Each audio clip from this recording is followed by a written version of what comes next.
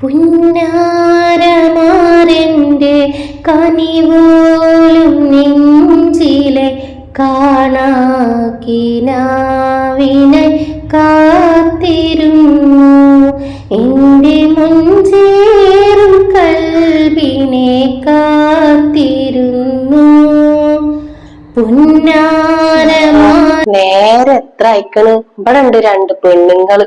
ഈ നേരം വരായിട്ടും ഓൽക്ക് ഉണ്ടാക്കും നീച്ചാരൊന്നും ആയിട്ടില്ല. നാലടത്തുള്ള ആൾക്കാരൊക്കെ നീച്ച് പണിയോളം ഇറങ്ങി. എന്ത് പെണ്ണുങ്ങളാണ് ഈ പെണ്ണുങ്ങൾ? അതെങ്ങനെ? അവിടെയുള്ള പഠിപ്പല്ലേ ഇപ്പൊ ഇവിടെ എടുക്കുള്ളൂ. പെരക്കാരെ പറഞ്ഞാ മതി അതിനൊക്കെ.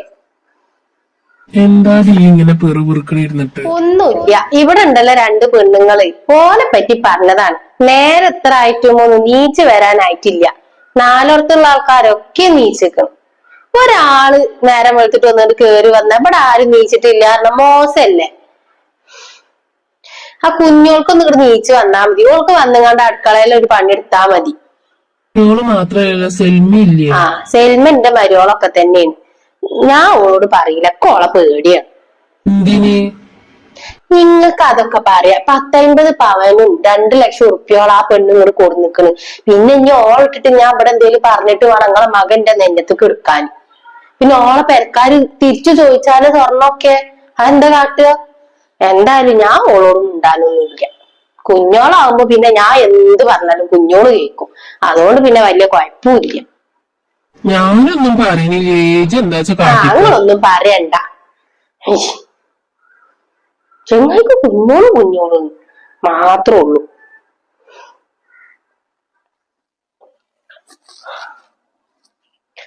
എന്തായാലും നീക്ക് അത്ര നേരം വൈകിയത്? എത്ര നേരം അയക്കണ്? അതുമ്മ ഇന്നലെ അലാറം വെച്ചിട്ട് അതടിച്ചിട്ടില്ല. അതാ നീക്കാൻ നേരം വെക്കിയത്. ഇഞ്ചി പോയിട്ട് ചായയും കടിയൊക്കെ ഒന്നിട്ട് വേണ്ടാക്കി കൂട്ടാ. അടുക്കളയിൽ പോയി നിന്നോ, എന്നാലും ആ പണിയോളൊന്നിട്ട് വേഗം കെഞ്ചോളൂ. ആ ഇനി മറ്റേ തമ്പുരാട്ടി എപ്പോഴാണാവോ നീച്ചു വരിക? ഞാൻ വിളിച്ചാനൊന്നും പോണിയ. വാണെന്നുണ്ടെങ്കിൽ നീച്ചു വന്നോട്ടെ. ഇവിടത്തന്നെ ഇരിക്കുന്നുണ്ടോ? ആ നീച്ച. അല്ല ഇജ്ജ് എന്താണാവോ അത്ര നേരം വെക്കി നീക്കാന്? ഇന്നലെ ഇക്ക ഫോൺ വിളിച്ച് കിടന്നപ്പോ നേരം വെക്കി. ഇജ്ജ് പോയിട്ടേ ആ 4 ഉറക്കം ഒന്നുകൊണ്ട് അടിച്ചോരിക്ക. ആകെ കച്ചറയാണ് ഇന്നലെ കാറ്റടിച്ചിട്ട്. ഒക്കെ വേണം ചെല്ല്. പിന്നെ നമ്മളെ അപ്പുറത്തെ പറമ്പില് ഒന്നുണ്ട് അടിക്കിട്ടോ. അവിടെ എങ്ങനെ നല്ല കച്ചറ നിൽക്കണം. ആ അവരോടൊന്നും പറയാൻ പറ്റൂലല്ലോ, ഒരു വലിയ പെരക്കാരല്ലേ.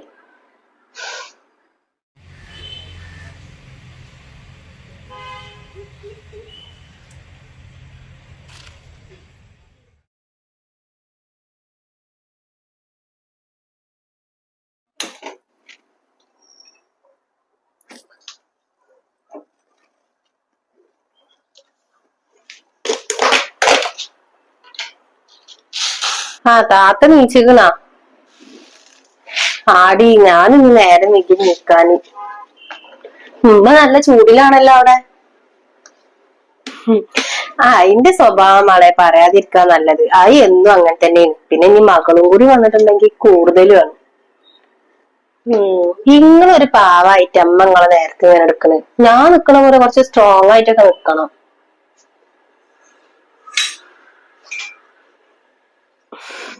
അന്നോൽക്ക് പേടിയാണ്. എന്താ 10-50 പവന്റെ സ്വർണ്ണും അതേപോലെ 2 ലക്ഷം ഉറുപ്പ്യല്ലേ ഈ കേറി വന്നത്. ഞാനോ വെറും 10 പവനും. അപ്പൊ പിന്നെ അത്രക്കെ തന്നെയല്ലേ ഉണ്ടാവുള്ളൂ.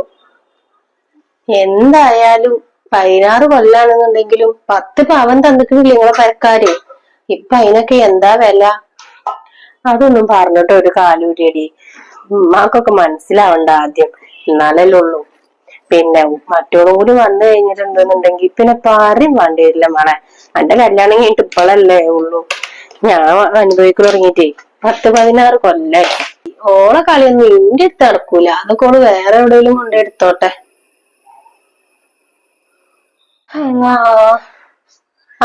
എന്നോട് ഞാൻ അടിച്ചു തരാൻ പറഞ്ഞിട്ട് ഇജ്ജ് ഇവിടെ വന്നിരിക്കുക.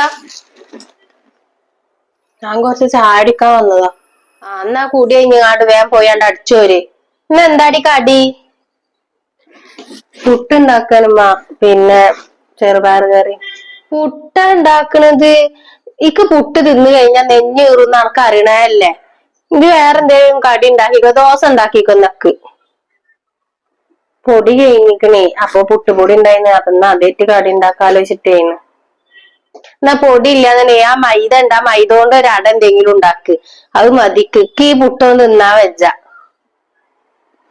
ആ ഞാൻ ഉണ്ടാക്കാം.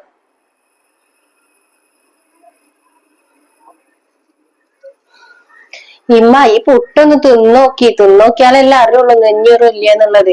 എന്തെങ്കിലും ഒരു ദിവസം തിന്നിട്ട് നെഞ്ഞീറാണ് എന്ന് പറഞ്ഞാല് എപ്പോഴും തിന്ന് ശീലം വേണ്ടേ, എന്നാലല്ലേ ഒക്കെ ഒന്ന് റെഡി ആവുള്ളൂ. വേറെ കടി ഉണ്ടാക്കണ അതൊക്കെ നടക്കണ കാര്യ. ഒരാൾക്ക് വേറെ കടി, ഒരാൾക്ക് വേറെ കടി.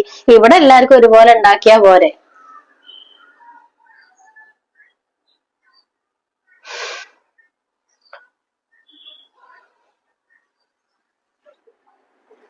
ഇതെന്തിനാ അങ്ങനൊക്കെ പറയാൻ പോണത്? നീ പാവ് മതിയാവും. പിന്നെ പറയണ്ടേ? ഇതെന്താ നിങ്ങളെന്താ വിഷയനോ? ഉമ്മാക്ക് വേറെ കടി, ഇപ്പാക്ക് വേറെ കടി. ഇവിടെ എല്ലാവർക്കും ഒന്നും ഉണ്ടാക്കിയാ മതി. ആദ്യൊക്കെ നിങ്ങൾ ഇങ്ങനെ ചെയ്തു കൊടുത്തിട്ടുണ്ടാവും. പക്ഷെ ഇനി അത് നടക്കൂല. ഞാനും കൂടിയാണ് ഇടങ്ങാറാവാൻ പോണത്. അപ്പൊ ഇന്റെ അടുത്ത് നടക്കൂല. ആ ഞാൻ ഒന്നും പറഞ്ഞില്ലെങ്കിലും വിക്ക് വേണ്ടി പറയാൻ ഒരാളെങ്കിലും ഉണ്ടല്ലോ കൂട്ടിന്. എനിക്കത് മതി. ഞാൻ ഉണ്ടാവും നിങ്ങളെ പിന്നാലെ. നിങ്ങൾ ഒരു പേടിയും പോയിക്കണ്ട. ഇന്ന വേഗേ ആ ചായ കുടിച്ചങ്ങാണ്ട് പോയി മുറ്റ കടിക്കാൻ നോക്കിക്കോ. ഇല്ലാന്നുണ്ടെങ്കിൽ പിന്നെ ഞാൻ അത് മതിയാവും.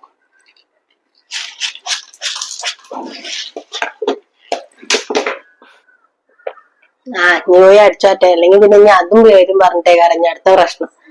അപ്പൊ ശരിട്ടാ.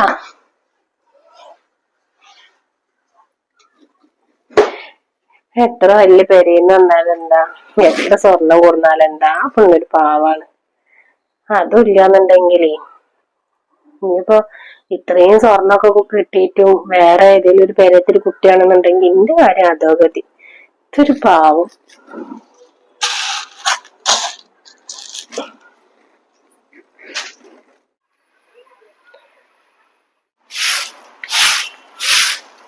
നീ എത്ര തോനെയാണ് അടിച്ചോരാൻ. ഇത് എന്താത്? ഈ മരങ്ങളൊക്കെ ഒന്നിട്ട് വെട്ടി ഒഴിവാക്കി കൂടെ.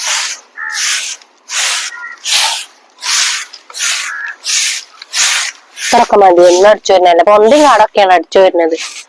അവിടെയാണ് മുറ്റം മാത്രമേ ഉള്ളൂ. ഇവിടെ ഒക്കെ പറഞ്ഞാൽ ആൾക്കാരൊന്നും നടക്കാത്ത സ്ഥല.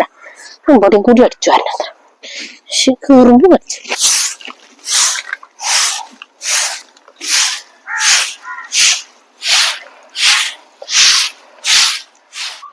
ഓളവിടെ അടിച്ചു വരുന്നുണ്ടോ? നല്ല പോലൊക്കെ ഒന്ന് അടിച്ചൊരുക്കുക. ഈ പെണ്ണിനോട് എന്തേലും പറയാൻ പറ്റുമോ? അതും പറ്റൂല. എന്തമ്മ? ആ സെൽമോ, ഇജി അവിടെ അടിച്ചു വരുമ്പോ ആരും മുക്കൊക്കെ ഒന്ന് നോക്കി അടിച്ചു വരട്ടോ. ഇങ്ങനെ അടിച്ചു വരും ഒരു വൃത്തിയില്ലാത്ത പോലെ ഉണ്ടാവും. ആൾക്കാര് കണ്ടുകാണ്ട് വന്നാലേ അതൊരു മോശമാണ്. നല്ലപോലെ അടിച്ചു വരൂ കേട്ടാ. മൈക്ക് ഇത്രയൊക്കെ വൃത്തിയും വെടുപ്പുള്ളൂ. ഞാൻ ഇത്രേ പഠിച്ചിട്ടുള്ളൂ. ഇനി വൃത്തിയായിട്ടില്ല എന്നുണ്ടെങ്കിൽ ഇതാ നിങ്ങൾ അടിച്ചു വരിക്കോളി. അല്ല ഞാൻ പറഞ്ഞു എന്നുള്ളൂ. ഇതൊന്ന് ശ്രദ്ധിച്ചാ മതി. അതുകൊണ്ട് പറഞ്ഞതാ. ഉമ്മയുടെ കുട്ടീനോണ്ട് അടിച്ചു വരിക്കോ ട്ടാ.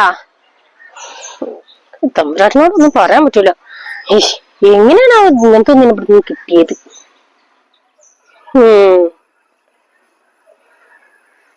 കുഞ്ഞോട്ടാക്കാനിട്ട് ഭരിക്കും പോലെ ഇന്നിട്ട് ഭരിക്കാന്നുള്ള വല്ല പൂതിയും തള്ളാക്ക് ഉണ്ടെന്നുണ്ടെങ്കിലേ മാറ്റി കൊടുക്കും ഞാൻ. ഇനിയിപ്പൊ പണ്ട് മുതലും കൊടുത്തിട്ടില്ലെങ്കിലും ഇന്ന് അതിന് കിട്ടൂല തള്ളക്ക്.